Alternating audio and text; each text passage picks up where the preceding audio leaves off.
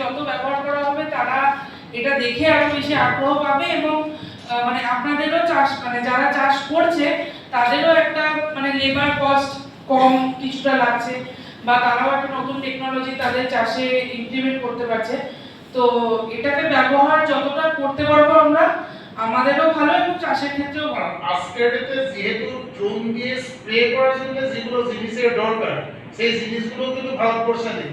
নেনো আর সাগরিকাকে বাদ দিয়ে আমি প্রত্যেকের কাছে আমার বক্তব্য বলবো যে এই যে পেস্টিসাইড গুলো আছে ওইগুলো কিন্তু নেনো দিয়ে মানে ড্রোন দিয়ে চক্র স্প্রে করতে যাবেন না, কারণ ড্রোনে খুব কম জল ব্যবহার করে অনেক বড় এরিয়াতে স্প্রে হয়। আর ওই যে পেস্টিসাইড গুলো আছে ওগুলো লিটারের প্রতি কনসেন্ট্রেশনের গল্প আছে, 2 ml নিতে হয়, 4 ml নিতে হয়। আপনি ওই একরের হিসাবে যদি 10 লিটার জলে গুলি স্প্রে করে দেন তাহলে কিন্তু গাছের ক্ষতি হতে পারে। এই টেকনোলজিগুলো খুব শীঘ্রই পেস্টিসাইডও চলে আসবে, ফর্মুলেশনটা শুধু চেঞ্জ হবে, যেখানে 10 লিটার জলেই 1 একরের জন্য যেটা জরুরি সেটা দিতে পারবে। তো আপনি যেটা বলছেন যে তো সংখ্যায় কম আছে, অবশ্যই এটা একেবারে ইনিশিয়াল স্টেজ। ধীরে ধীরে ভারতবর্ষে ড্রোন কোম্পানির সংখ্যাও বেড়ে যাচ্ছে, ড্রোনও আসবে, ভারত সরকার দিবে, ইফকো দিবে, বিভিন্ন সংস্থা দিবে। ধীরে ধীরে আপনার এগুলো সমস্যা থাকবে না।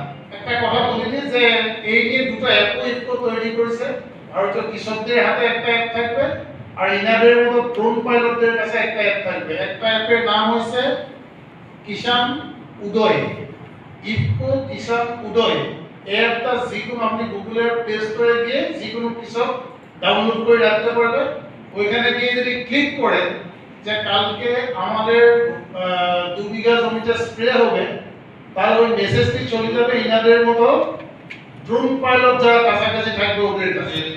লাস্ট ডিএপিটা বাদ দিয়ে 3200 টন মানে লাস্ট ডিএপিটাকে যদি ধরা হয় এর সাথে আরো 700 এই মাস